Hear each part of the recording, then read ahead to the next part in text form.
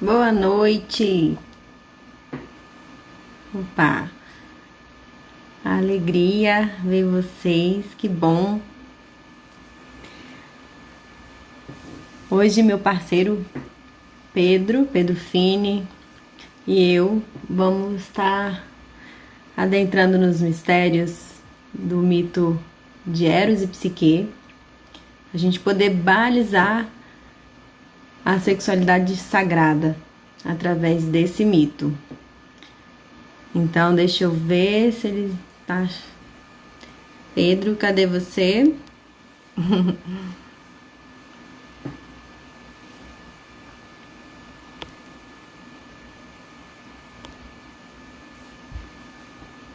Ele deve estar entrando. E aí, lá é o nosso projeto. Vamos ver se a gente toca em algum momento, né? Aqui, o Pedro tá entrando em. Mari, oi Mari. Dani, que bom. Opa, dá para me ver? Não, né? Sim, não fica bom, não. Dá. Agora de cabeça pra cima, de preferência. Não, tem que ser assim, ótimo. Oi, E Ti. aí, tudo bem? Oi, Pedro. Agora tá tudo bem, né? Passei aí uma semana difícil, vendo do meu pai, né? Com a partida de viagem. E depois da gente passar por esse luto, né? Esse mergulho nos abissais da morte, a gente renasce como fênix, né? Então, um bom mito também para a gente desenvolver em algum momento. Agora eu Com me sinto, certeza. mas ele vive em mim, né? Tô com a força do pai aqui nas minhas células, nas minhas entranhas. Então, retomando, né, Pedro, que a gente precisou realmente cancelar semana passada, né, para que eu pudesse elaborar essa dor. Então, agradeço a compreensão, né, Pedro? E E é um processo muito importante. É importante, né, que você tenha tomado esse tempo para você, é fundamental, né? Assim, processar, viver, né, o luto para poder seguir em frente, né? com certeza. E cá estamos. Pois é. É, o baile segue, né? Com a bênção do pai, da mãe. Uhum, E é uhum. isso aí. Hoje, então, mais uma vez vou apresentar, né? Eu sou psicóloga, sou também sexóloga, né? Especialista em terapia tântrica, aí facilitadora de biodança quase, né? No sábado é a minha defesa de monografia do resgate da sexualidade sagrada. Quem tiver interesse aí também pode mandar um oi, que a gente manda o link, né? Oi, mãe, a mãe tá aí. Boa noite. E o Pedro, meu parceiro, meu colega e amigo, que é um grande filósofo, né, professor de filosofia, hipnoterapeuta, né, e um estudioso das escolas de mistérios, das mitologias, vai aqui trazer um pouquinho do mito para a gente também depois fazer as interpretações psicológicas, né? Esse mito de Eros e Psique, que é o mito fundador da psicanálise. Não sei se vocês sabem, mas é o mito que inaugura a psicanálise, né? Então, Pedro, passo a palavra para você. Nos conta um pouquinho desse mito, sobre a luz das escolas de mistérios, do esoterismo, né? Que você tem tanta propriedade para falar. Tudo bem, eu vou falar sim, né? E como você bem citou, né? Ela é a origem aí, né, da psicanálise, né? Da psicologia, a gente pode dizer, né? Psicologia é o estudo de psique, então vamos falar do mito de psique, né? Isso. Esse mito eu acho assim muito especial porque ele é contado dentro de um outro mito também. Quem nos conta esse mito é Lúcio Apuleio, que ele vivia na época do Império Romano, ele vivia numa região ali da África, né, onde hoje eu acho que é a Algéria, se eu não me engano, enfim, ali no norte da África, mas ele vivia na época do Império Romano, né? Então é bom ter isso em mente aí, que ele está contando daquela época. Ele conta esse mito dentro de uma outra história que chama O Asno de Ouro, ou A Metamorfose. Né? Se você for buscar esse livro, né, vai estar escrito assim, O Asno de Ouro ou A Metamorfose. Então é interessante a gente entender também o contexto no qual o mito foi contado. Eu vou contar aqui brevemente a história aqui do Asno de Ouro, e depois a gente entra na história de Eros e Psique, propriamente dito. Né? Então, o conto do Asno de Ouro é o seguinte: o personagem principal era o próprio Apuleia, o próprio autor, né, da história. Então, segundo ele, ele estava lá viajando para uma outra cidade, para a cidade onde a tia dele morava. E nessa cidade havia uma feiticeira. E ele, assim, muito interessado, né, curioso, ele queria, né, conhecer ali os mistérios ali da feitiçaria, né? E aí nisso ele resolve ali, olha, se envolver, né, com uma serviçal dessa feiticeira, para ver se através assim desse relacionamento ele conseguia ver alguma coisa, bisbilhotar, né? E nisso que ele vai ali, né, tentar bisbilhotar ali a Marina pediu para fixar o tema, né? Aliás, quem Ah, que é fixa? Eu verdade. acho que é você, A né? gente esquece, né? Pode deixar, vai contando que É. eu fico aqui. Então, é, então aí nessa história ele vai lá bisbilhotar a feiticeira, que a feiticeira vai fazer uma transformação, né? E a feiticeira, ela percebe, né, que ele está lá e resolve transformar ele num burro. Então, o Apuleia, ele vira um burro. Ele é transformado ali fisicamente mesmo num burro. E como burro, ele não consegue falar, né? Então ninguém sabe que o burro é ele, né? As pessoas só veem um burro lá e começam a tratar ele como um burro de carga, né? E um burro de carga, né? Você apanha muito, você sofre, você passa fome, né? Você se machuca. E ele vai contando, né? Tudo isso, assim, né? E aí no livro vão ter várias assim peripécias, né? Ele foi roubado lá por um grupo de ladrões, e aí ele acabou participando lá no assalto, e aí, ou seja, nessa história toda,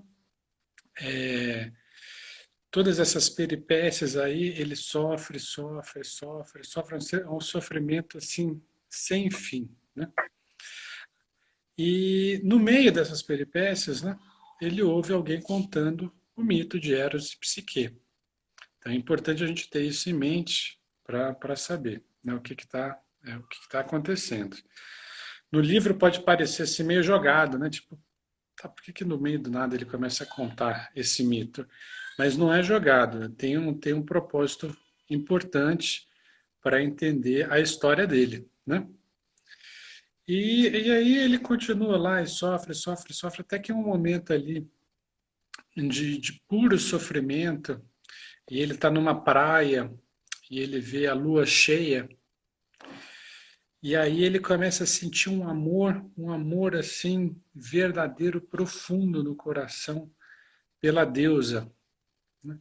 Então ele começa a chamar a deusa, a fazer as invocações da deusa, ele entra 7 vezes no mar para invocar a deusa, e nisso ele acaba ali adormecendo e ele tem um sonho muito forte, muito poderoso com a deusa, né?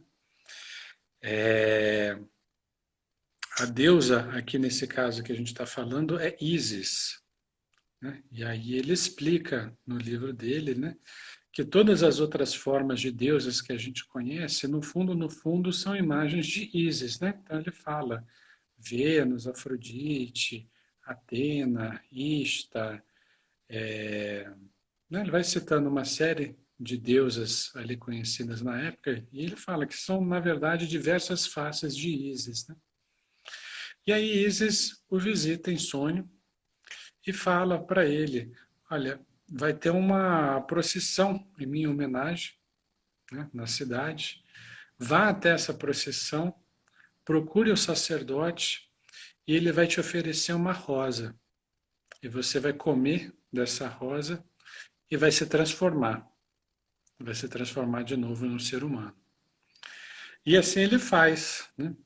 Ele vai nessa procissão, o sacerdote automaticamente o reconhece, né? Porque provavelmente o sacerdote também recebeu essa mensagem aí de Isis, e dá uma rosa para ele. E no que ele come a rosa, ele se transforma novamente num ser humano. E cheio de amor pela deusa, né, ele resolve se tornar um sacerdote de Ísis.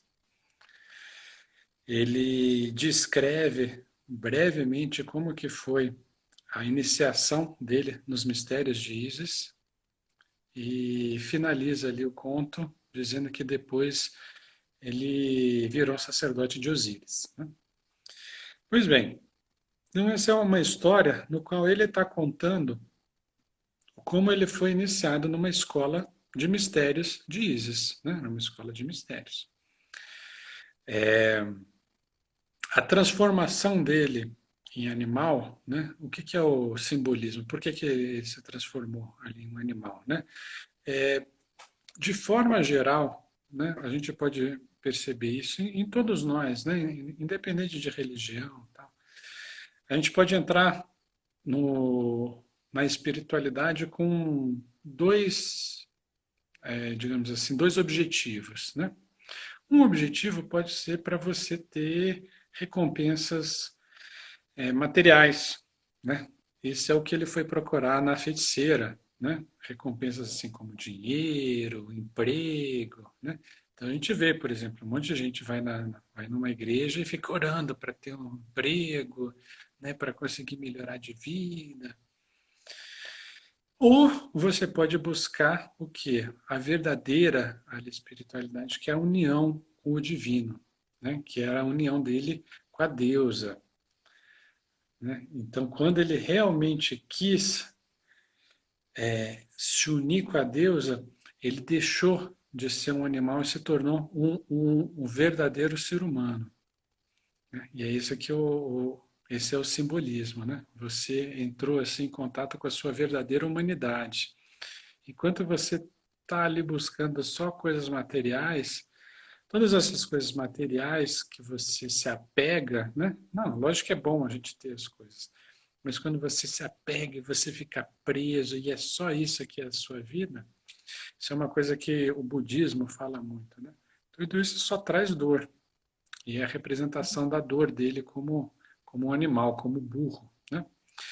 A flor, a rosa, né, é um simbolismo ali do coração, né? Então ele comer a flor significa o quê? Ele abrir aqui o coração para o verdadeiro amor, né? Quando você abre o coração para o verdadeiro amor, é quando você se transforma, né? Se transforma em um ser humano de verdade. E ele descreve aí depois os mistérios de Ísis, né? Depois, se der tempo, a gente fala um pouco mais sobre os mistérios em si de Ísis, né? Então, dentro dessa história toda, ele vai contar o mito de Eros e Psique, que tem a ver com isso, né? Que é o que? A transformação dele foi a transformação pelo amor, pela força do amor, né? Então vamos lá. Qual que era a história de Eros e Psique? Lembrando de novo, né, que a gente estava ali na época da Roma Antiga. Ele disse que Psique era a filha mais nova de um rei e era de uma beleza assim, né, fenomenal, uma beleza assim, né, estonteante. Era uma beleza tão grande que as pessoas achavam que ela era a própria Afrodite encarnada. E começaram a fazer oferendas à Psique, né? E traziam presentes à Psique. E os templos de Afrodite começaram a ficar vazios. E aí, nessa história, Afrodite foi ficando assim, ué, né? O que é isso, né? Por que que, né? que está acontecendo? Deixa eu ver o que está acontecendo, né? E quando ela viu que as pessoas estavam ali prestando homenagem a uma humana, como se fosse uma deusa, isso deixou Afrodite revoltada, né? Ela ficou ali, né, com ódio ali de Psique. Então ela resolveu mandar Eros, que era o filho dela, para fazer com que ela se apaixonasse assim, por uma pessoa feia, né, uma pessoa assim, né, um cara aí qualquer, né, para desmoralizar a Psique. Beleza. Só que quando Eros foi lá e viu Psique, ele se apaixonou também por Psique. E aí não teve jeito. Então ele pensou né, assim, então vou dar um jeito de ter a Psique para mim e minha mãe não pode descobrir, né? Minha mãe não pode saber disso. Então ele se envolveu ali com Psique, resolveu casar com Psique e levar para um lugar obscuro, né? Um lugar ali belíssimo, mas afastado de todo mundo, para que ninguém soubesse ali, principalmente a mãe dele, não soubesse que ele estava lá com a Psique. Só que nesse castelo, ele não podia deixar com que Psique o reconhecesse. Então, o que ele fazia? Ele visitava a Psique à noite, no escuro, e aí à noite né, eles tinham a noite de amor dele, que era maravilhosa e tal, e saía antes do sol nascer, de forma com que Psique não pudesse olhar para a cara dele, não pudesse saber quem ele é. Nisso que isso vai passando, né? E aí a psique começa a ficar, né? Assim, poxa, né? Não posso olhar para a cara dele, né? Coisa estranha, né? Esquisita. Mas vai lá, mas aí começa a surgir aquela dúvida, né? Aquela coisa assim, né? E com o tempo também ela vai começando a ter saudade da família. E aí ela começa a pedir ali para a família, né? Para Eros, para ver a família. Eu quero ver minhas irmãs, eu quero ver minhas irmãs. E Eros, ele já sabia que as irmãs de Psique não eram assim para se confiar demais. Mas ela fica pedindo, fica insistindo. Tá bom, mas ele fala para ela assim, ó, não dá muito ouvido para elas, né? Assim, né? Não deixa a conversa delas assim, né? Te atrapalhar. E ela vai lá, vai conversar com as irmãs. E as irmãs cheias de inveja, né? Eles começam a colocar minhoca na cabeça de Psique, né? Começa a falar, mas Psique, ele deve ser um monstro, né? Se ele não deixa você ver, né? Deve ser um monstro. E aí aquilo vai martelando ali a cabeça da Psique. Até que Psique volta lá, né? Continua lá com Eros, mas chega um momento que ela engravida, né? E ela engravida, tá? E aí ela vai ficando mais preocupada, né? Poxa, né? Será que ele é um monstro? Né? Se for um monstro, né? O meu filho aqui vai ser um monstro também, né? E, e aí até que ela resolve querer ver Eros, né? Então ela leva uma lâmpada à noite, depois que ele dormiu, e vai ali tentar iluminar para ver o rosto de Eros. E quando ela finalmente vê o rosto de Eros, né? O rosto de Eros é belíssimo, né? Ele é Deus do amor, né? Então é maravilhoso. E aquilo ali deixa ela surpreendida. E nisso ela acaba derramando um pouco de óleo quente da lâmpada em Eros. E ele desperta. No que ele desperta, ele vê a traição, né, de Psique e foge, né? E foge, ele está revoltado, né? Ele sente aquilo como uma traição, né? Ele fala, Psique, eu te dei de tudo, eu te dei todo o meu amor, eu te dei tudo que era possível dar e você ainda assim me trai, né? E ela se sente péssima, né? Se sente mal e ainda mais está grávida, né? Então ela vai dar um jeito ali de tentar recuperar o amor de Eros, né? E, e aí ela procura Afrodite e fala que ela ama Eros e que ela quer estar com ele, né? E Afrodite, então, resolve dar uma série de tarefas que são praticamente impossíveis, né? Que a Afrodite sabia, isso daqui Psique não vai ter como fazer isso daí, né? Só que Eros, vendo ali o esforço ali de Psique, né? Ele dá uma mãozinha, né? E aí ele manda, assim, animais para ajudarem ela ali nas suas tarefas, né? De forma com que ela vai e consegue realizar ali, né, as suas tarefas.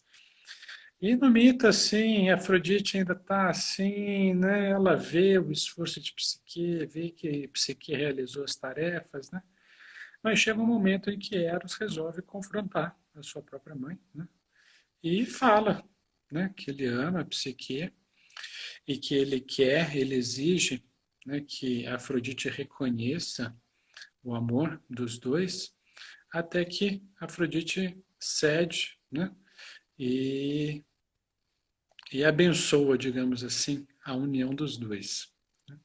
E nisso, a filha de Psique nasce, é uma filha, e a filha deles se chama Prazer. Pois bem, eu acho que o final desse mito já explica muito do mito, né? Todo prazer que existe, no fundo, é uma união de Eros e Psique. A Psique, como o próprio nome diz, Psique em grego chama é alma, né? Então, a Psique é a nossa alma e Eros é a nossa força sexual. Então, toda forma de prazer que existe é uma união da força sexual com a nossa alma. E aí a gente vai ver, né, que muitas coisas da... A Clarissa depois vai falar um pouco mais sobre isso, né, mas que a psicologia nasceu entendendo essa força, né, entendendo esse poder. E a união, né, da força sexual com a nossa alma, ela provoca uma coisa muito interessante, porque ela deixa a alma plástica, moldável. Então a gente pode moldar a nossa alma sempre que ela está unida com a força sexual. E essa é a importância desse mito de Eros e Psique nos mistérios de Ísis. Lembrando que todo esse conto ele está falando sobre os mistérios de Ísis, né? Uhum. Como ele se tornou um sacerdote de Ísis. Então tem que deixar claro essa importância, né? Bem, e essa história, né, de Psique não podia ver Eros, né? O que acontece? Se você for pensar bem, né, na nossa vida, é assim, né? A gente olha para a nossa sexualidade na sombra, né? A gente não traz luz, né? A gente olha assim com medo, com vergonha, a gente sente aquela força, mas a gente não encara de frente. Então fica ali naquela situação ali meio, né, na sombra, na penumbra, inconsciente, né, com uma série de culpa, né? Tô assim. E agora quando a gente olha, não, antes de eu falar sobre isso, né? E o que mata a sexualidade na gente? O excesso de racionalização, né? A dúvida, a gente ficar ali pensando sobre, né? Querendo botar razão demais na sexualidade ao invés de sentir, ao invés de viver, né? A gente mata, a gente afoga a nossa própria sexualidade. Esse é o sentido aí de Eros fugir, né? Mas quando a gente olha, joga a luz e olha de frente, a gente vê que é o mais belo dos deuses, né? O mais encantador dos deuses. E aí agora a gente precisa que resgatar, e essa é a nossa proposta, né? E é isso que a psique faz quando ela vai até a Afrodite, é resgatar a sexualidade sagrada, né? É a sexualidade consciente, sagrada, né? Impulsionadora aí do ser humano, para que ele se transforme, né, de burro em uma pessoa verdadeiramente humana, né? E é esse o grande sentido desse mito, né? Uhum, Então, Clarissa, coloque aí as suas perspectivas, o que que você vê do mito. uhum.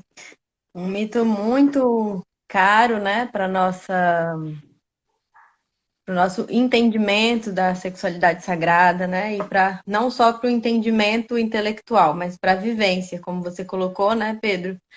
É muito mais do que entender, de compreender, é preciso vivenciar.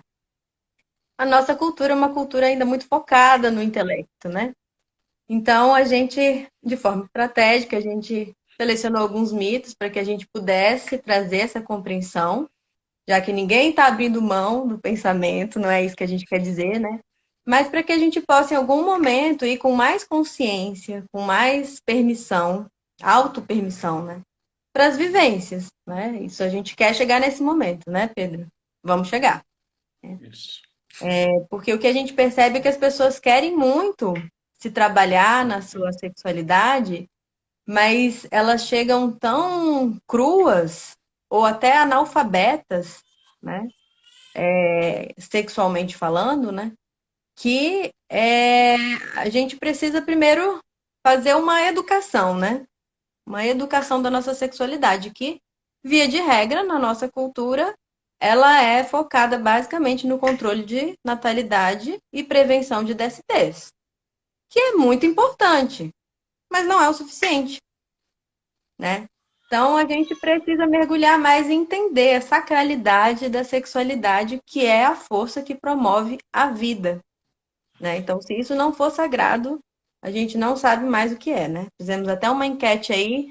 Depois eu quero, Marina, que você me diga qual foi a resposta da enquete. O que é a sexualidade para vocês? Ela tem um caráter sagrado? Sim, não, não sei, depende, né?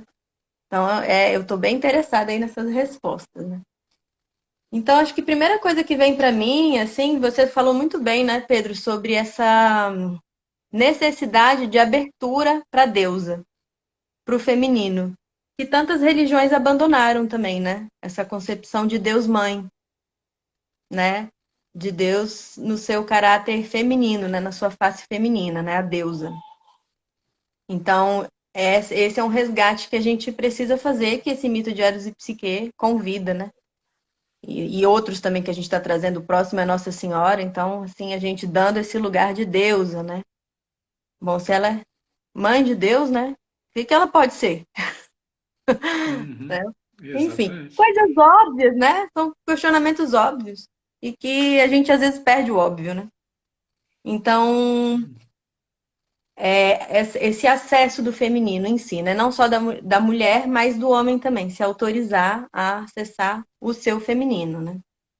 Eu acho que essa é uma primeira Posso só coisa. fazer uma, Uhum, uma questão nisso, né? Então, isso é muito importante, porque eu acho que hoje se criou esse negócio um pouco assim de, ah, a mulher tem a deusa, o homem tem o Deus, né? E nesse mito, né, nessa história, aí deixa bem claro, né, que quem guia ele é a deusa. Não tem essa história de não é porque ele é homem que não é guiado pela deusa. Né? Não uhum, é, não é essa relação, né, de o seu sexo tem a ver com o sexo do Deus que você uhum, que você segue. Não, não, não tem isso, né? Na verdade, nos mistérios, né? E esse livro ele relata bem isso, né? Nos mistérios é comum você entrar primeiro nos mistérios femininos. Todo mundo, homem e mulher, primeiro entra nos mistérios femininos. Depois você entra nos mistérios masculinos. Então, uhum. primeiro, né, para Tem uma pensar, ordem. né, Uhum, para pensar sobre isso, né, tenta lembrar da história de Jesus, né? Se não tem Maria, não tem Jesus. uhum. Então, primeiro você tem que entrar nos mistérios ali femininos, para a partir daí poder criar as condições para viver os mistérios masculinos. Maravilha, Mas bem pode continuar. colocado. E aí, falando, né, dos mistérios femininos, eu acho que primeira primeira característica, assim, a primeira qualidade, né, a primeira marca que Psique traz, assim, no meu né, na minha compreensão, é a capacidade transgressora de Psique, né? Ela é altamente transgressora, é típico do feminino, né? Eu brinco assim que a Lua, né, como representante do feminino, né, como ela é atrevida às vezes, né? De vez em quando a gente vê a Lua no céu, assim, em pleno dia, né? Eu acho de um atrevimento, de uma transgressão, né? Eu olho assim para ela, ousada.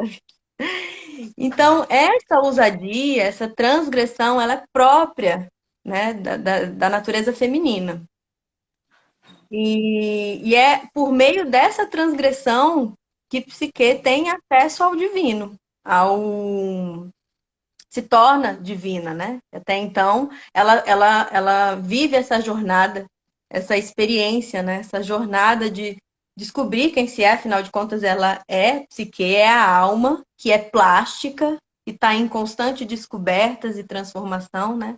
Até que no fim do mito ela é reconhecida, né, por Zeus como uma deusa. Então, tem uma música linda que diz: para se chegar a Deus, há que aprender a ser humano. Então, a trajetória de Psique acho que conta isso, né? Então, e por que que ela é transgressora? Bem, imagina desobedecer a ordem de um deus, né? Que era o marido dela, o deus do desejo, né? Com a curiosidade de ver a face. Deixa eu ver se é um monstro mesmo. Será que é? Eros não tinha muita confiança nas irmãs, porém elas que intrigaram Psique. Aí lá e transgredir. Ou seja, olha o feminino. A Uhum. importância do atrevimento, da ousadia e da transgressão do feminino, né? Se eu fosse você, dava uma curiada, né? Porque ela ficava sem entender, né? Sem, imagina, você não pode ver a face do seu próprio companheiro. E então acho que é muito legítimo, eu como mulher, né? Acho que outras mulheres podem se manifestar, extremamente pertinente ela ir lá com a lamparina, né, para olhar de frente, né? Por que que esse Deus está sempre é um Deus da sombra, né? É um Deus oculto. E eu acho que isso fala um pouco dos nossos desejos, que são ocultos. E a importância que tem da gente levar a lamparina à luz, né? E olhar para os nossos desejos. Que geralmente a gente deixa oculto, né? Como ele visitava Psique só à noite, para a gente não poder encarar os nossos desejos. Porque a gente acha os nossos desejos, né? Com os nossos pudores, com os nossos excessos de moralismo, né? De puritanismo, a gente pecaminiza, né? Pecamina nos nossos desejos e às vezes projeta no outro, né? Eu não tenho isso, não. Essas coisas estranhas aí, né? Ninguém tem nada a ver com isso. Então ela olha para o desejo dela, né? O nosso companheiro também representa a nossa sombra. Então ela olhando para o. Levando luz para Eros, ela pode reconhecer o próprio desejo que é lindo, que é belíssimo. Não era um monstro. Né? Então, acho que esse é o primeiro grande ato de transgressão, de coragem, de ousadia, de Psique. E aí ela tem um custo. Toda transgressão tem um custo. E o custo, às vezes, é muito alto. Então, a Afrodite enumera esses custos, né? Assim, ela identifica quais são as tarefas que Psique vai precisar desenvolver para, de repente, ela conseguir aí o perdão, né, a misericórdia e quem sabe o amor de volta do seu amor, né, de Eros. Então, e eram tarefas assim bastante difíceis que Afrodite não acreditava que ela fosse dar conta, né? Que até anotei aqui para eu não esquecer. Eu acho importante a gente identificar essas tarefas. Que era separar grãos, né? Trigos, É. favas, é, uma tarefa assim que exigia uma faculdade da paciência, né? Então, também ela desenvolvendo virtudes, né?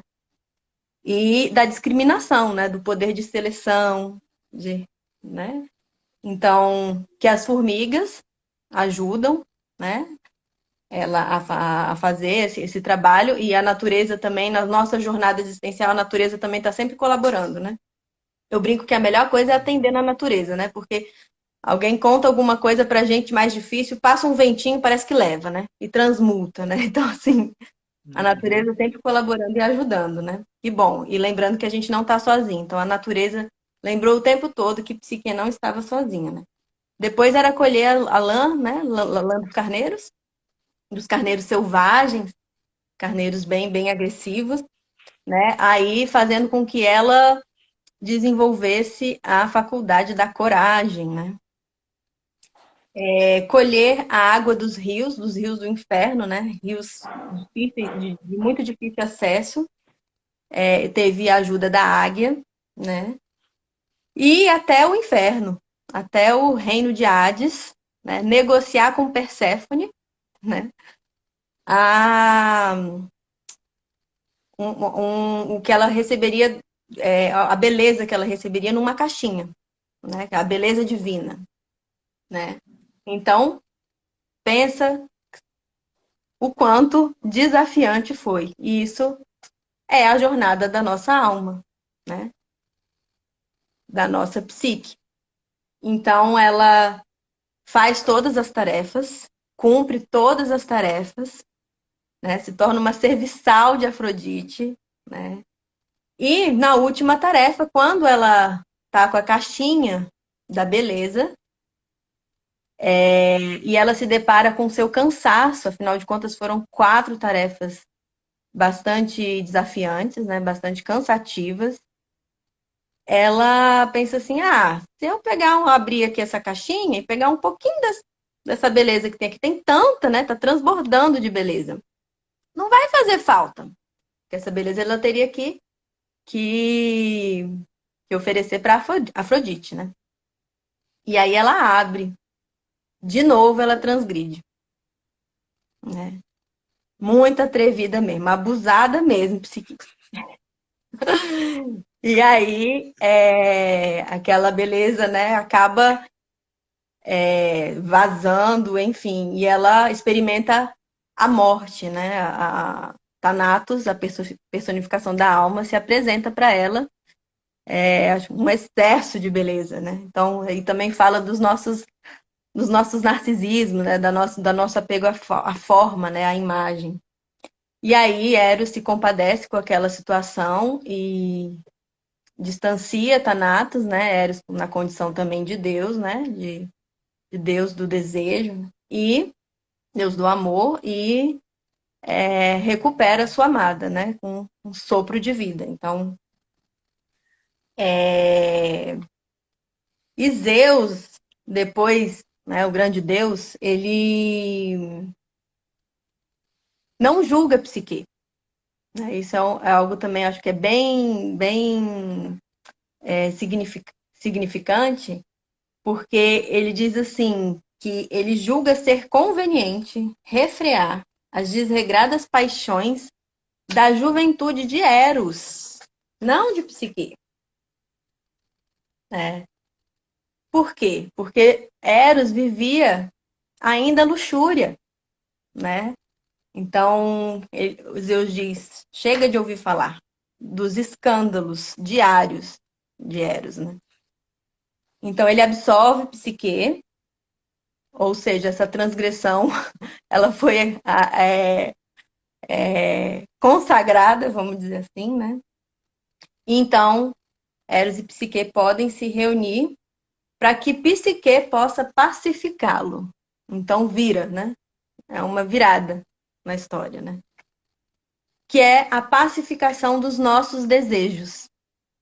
Então, o que a gente está a falar aqui, né, Pedro e eu, não é a gente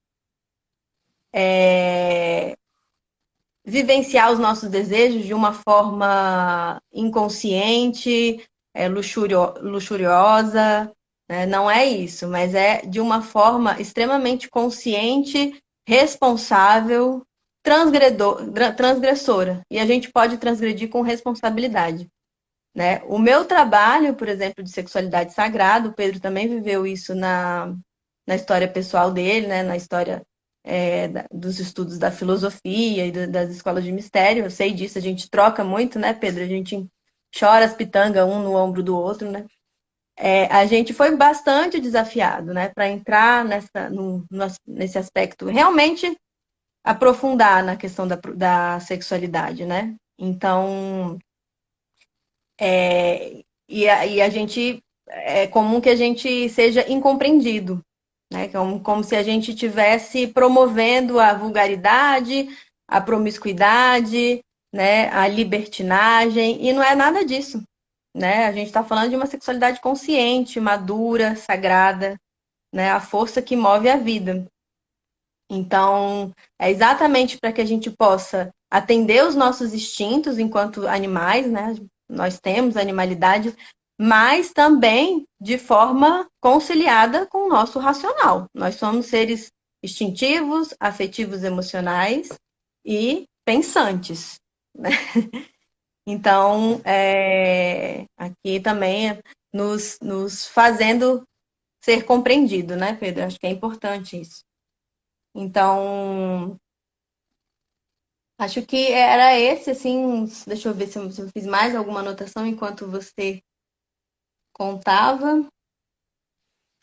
Acho que seria. Tá. E uma coisa que eu queria comentar, Pedro, que eu acho muito interessante, que quase a gente não vê, né, quando se conta a história de Eros e Psique, que foi você que me lembrou, que o nome da filha de Eros e Psique é Prazer, né? Então, que é o encontro do nosso desejo com a nossa psique, com a nossa subjetividade. Acho que isso é muito, muito, muito simbólico, né? E, e quase não é falado, né? Você, na verdade, foi quem me lembrou. Muito obrigada por ter me lembrado, né? E é isso, né? Como a gente perdeu o prazer também, né? Prazer de viver de forma geral, né? Às vezes a gente acha que a gente está vivendo de forma prazerosamente, mas a gente está muito mais na luxúria, né? Ou no hedonismo, né? No histerismo, na euforia, do que no prazer, né? O prazer é algo sublime, muitas vezes, né? Ele pode ser também empolgante, né? Mas muitas vezes a gente vê uma cultura assim histérica, né? E achando que aquilo é prazer. Então, acho que essa é a minha contribuição, né? Porque a gente também tem um tempo aqui no Instagram, que o Instagram expulsa a gente, e a gente precisa também abrir para as perguntas. Essa é a minha Deixa eu só contribuição. fazer uma pequena contribuição em cima da sua contribuição. Então, assim, só lembrar o pessoal, né? A gente fez um encontro sobre Adão e Eva, a gente falou sobre Lilith, a gente está falando sobre Eros e Psique. O que a gente nota? Isso que a Clarissa falou da transgressão, né? Eva transgride, Lilith transgride, Psique transgride, né? Então, esse é um tema bem recorrente. Né? E a Uhum, transgressão é ruim? Não, porque as coisas só acontecem por causa disso. Né? As coisas só se desenrolam, só movem para um outro patamar por causa disso. E tem uma frase aí no budismo que eu gosto muito, que eles falam que o nirvana se toma de assalto. Né? Significa assim, olha, não é sendo bonzinho, não é sendo pacífico, é transgredindo, é indo para a luta, é tomando porrada, uhum, e é assim que você toma o nirvana. Né? uhum, Então, em cima disso aí que a gente está falando. E note, né, que a divindade ali, né, o Psique, ela virou uma deusa junto com Eros, né? Ela foi aceita aí no Olimpo. Então, ela ascendeu a divindade porque ela transgrediu. Da mesma forma, a gente, né, na próxima live, a gente vai falar aí sobre Nossa Senhora, que é, no fundo, Eva só virou Nossa Senhora porque transgrediu. Né? uhum. Então, é fundamental isso daí. Beleza? Essas histórias não contadas. Ok, gente, vamos abrir para pergunta. Eu estou vendo aqui já uma pergunta da minha senhora mãe, minha Sim, iniciadora. Ela diz assim: o mito traz também o casamento sagrado, o hierogasmo. É isso? Diga lá, Pedro. então, vamos lá. Esse o tema do casamento sagrado é um tema muito, muito recorrente na alquimia. Na alquimia você vai ver o tempo todo, inclusive se você jogar ali na internet alquimia e você ver imagens, você vai ver imagens de um casamento, né? Do casamento ali do masculino e o feminino, né? E aí é muito importante entender, esse casamento é um casamento que acontece dentro de você, né? Não é um casamento fora de você, é um casamento dentro de você, dentro desses princípios que estão em você, né?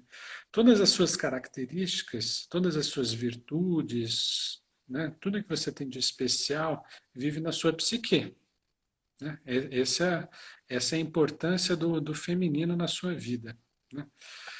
E o masculino é essa força, esse poder de criação, né? Clarissa falou aí bem, né, que Zeus ficava falando, pô, Cupido, né, o Eros, né, sai provocando aí desejo em todo mundo, né?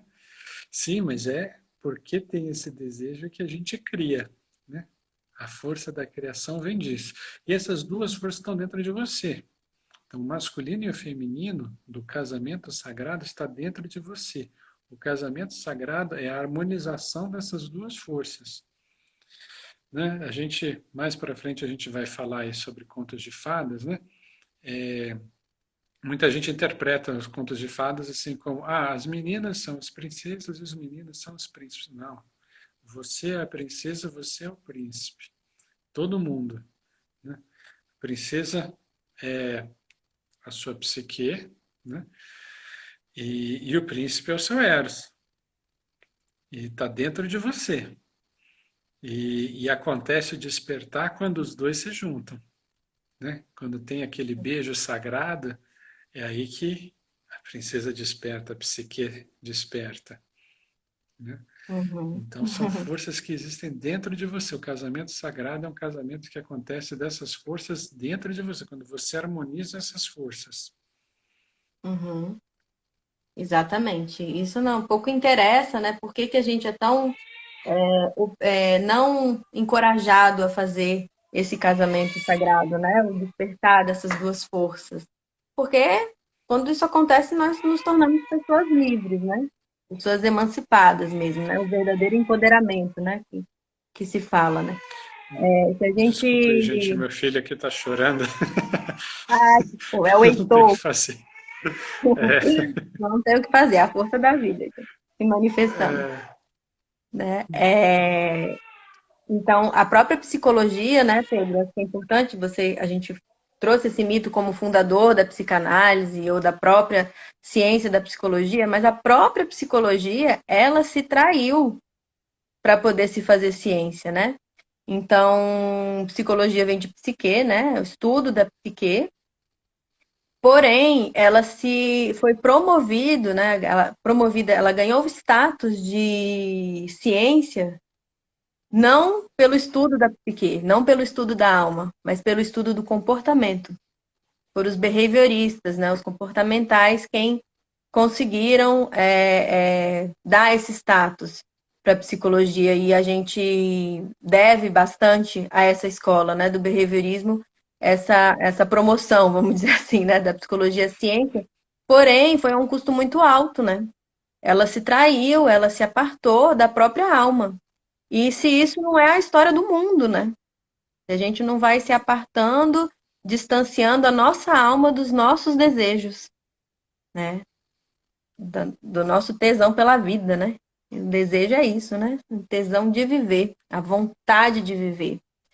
Então, por isso esse tema é um tema muito caro, né? Que muitas pessoas acham que é banal, né? Superficial, ou prazeres da carne. Isso não é importante. E, bom, a gente está falando da vontade, da gana de viver. Então, é muito importante, sim, inclusive para a gente mudar, né? Uma coisa que me preocupa muito, essa cultura do suicídio, né? Thanatos, né? Assim, imperando, né? Assim, essa banalização da morte, né? Então isso é muito sério, né? É à custa de muito sofrimento. Por isso que a gente está nesses esforços aqui, né? De estar e nos educando novamente. Pedro e eu falamos para nós mesmos, né? Para vocês, mas para nós mesmos também, porque a gente também está nessa jornada, né? Nessa busca como psique, né? De tornar consciente os nossos desejos, conciliar os nossos desejos com a nossa alma. E é isso, gente. Mais alguma pergunta? É o momento, antes que a gente caia.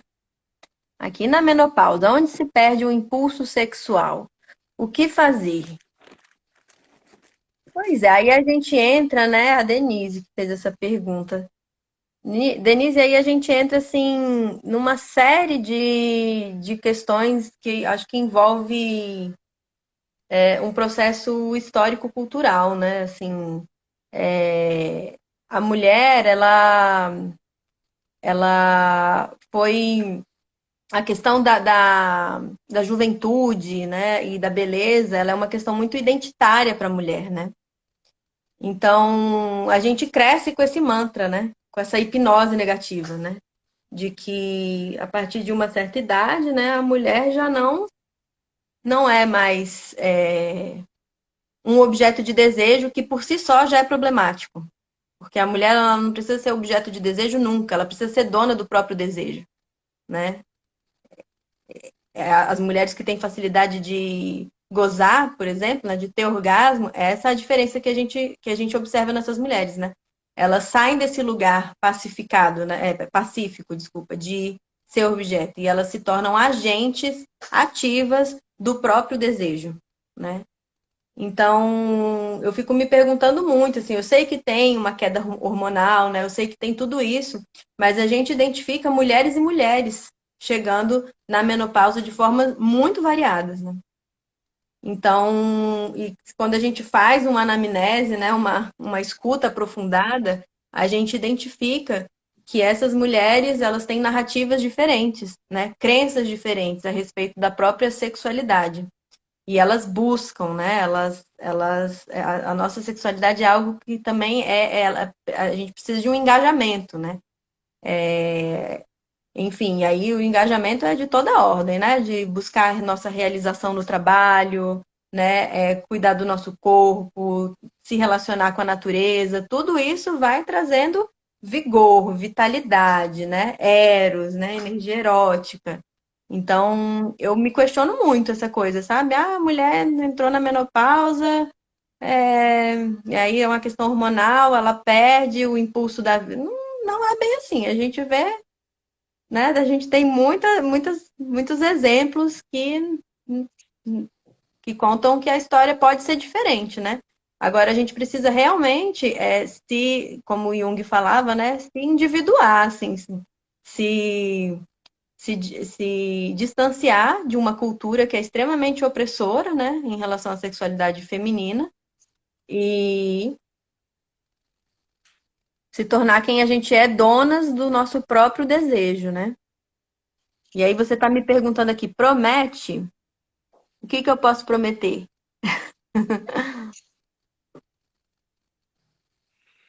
Eu acho que ela É, está falando, promete que não, o impulso sexual não precisa necessariamente diminuir com a menopausa, né? Então, acho que é isso que ela... o que a gente vê, quando eu me formei, eu fiz o meu TCC, né? Foi sobre a, a sexualidade na terceira idade, né? Como um fator, a sexualidade na terceira idade, um fator de qualidade de vida. E o que a gente vê, Denise, eu fiz um estágio assim de um ano com os idosos, né? Foi assim uma experiência muito rica, porque o que eu pude identificar é que ao longo da vida, se aquele idoso teve ao longo da vida uma vida ativa sexualmente, gostosa, prazerosa, ele chega também numa fase mais tardia da vida também com vigor sexual. Claro que muitas vezes existe uma queda, mas não o que acontecia muitas vezes não era a abstinência, vamos dizer, sexual, né? A gente viu os idosos, a sexualidade para os idosos é algo importante, sim, e é sim um fator de qualidade de vida, né?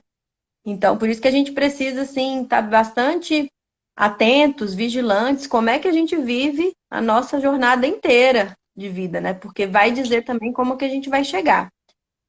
Claro que eu acho que nunca é tarde para gente mudar, né? Quem teve uma vida mais oprimida, mais distanciada do prazer e da alegria de viver, eu acho que sempre há tempo, né? Enquanto a vida sempre é tempo.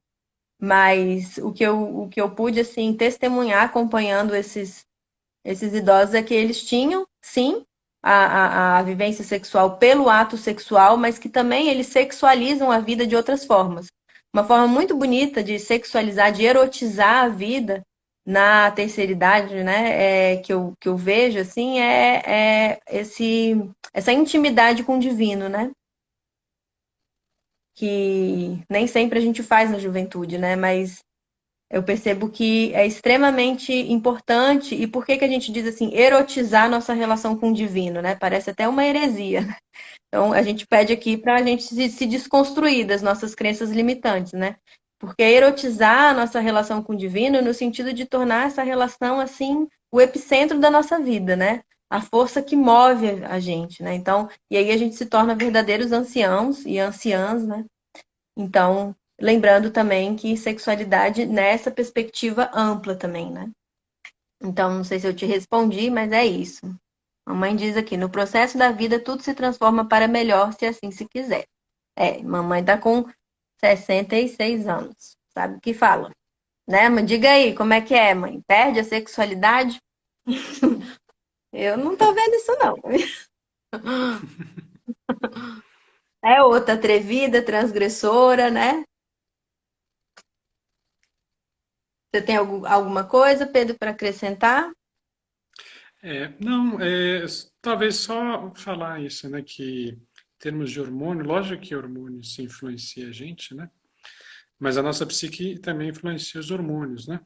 Sim. Então, aquilo que a gente vive psicologicamente falando também vai moldar, né, a própria emissão aí de hormônios e como que ele funciona, né?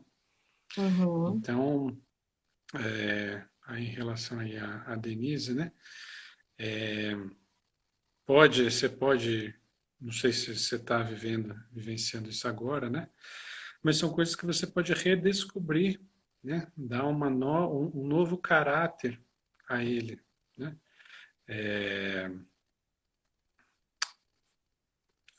Né? Assim, eu posso Uhum. dizer assim que eu tive aí pessoas aí, pacientes, que tinham também diminuído bastante o seu impulso aí sexual, mas só de dar um caráter diferente para a sexualidade, eu digo assim, diferente nesse sentido de ampliar o que é a sexualidade, né? Eu até mostrei aí um post aí para a Clarice. Ela disse que mudou completamente o desejo, a própria Uhum. feição dela mudou bastante, né? Uhum. E então é, eu acredito mais nisso, assim, a tua Uhum. alma, né, o teu espiritual guia o corpo. Então, se o seu corpo está sentindo tal coisa, o seu aspecto mais interno pode transformar. Uhum. Muito bem.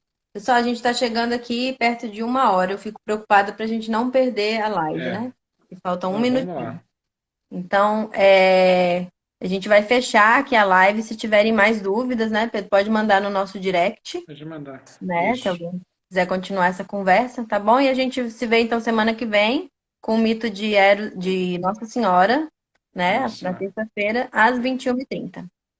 Valeu, pessoal. Grata, grata e uma Isso boa aí. noite. Obrigada, Pedro. Um beijo.